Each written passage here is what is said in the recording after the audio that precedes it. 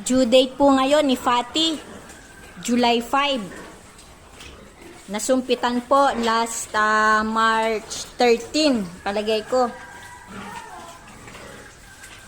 So, pangwari ko po ay pang tatlong third parity na po niya ito. So, abangan po natin kung ilan po ang kanyang mga piglets. So, kung delayed man, ay tingnan po natin kung kailan po siya manganganak. Pero, pangita na po sa kanya na ayan, nagje-jelly-jelly. Okay. Sana makabawi sa pigs.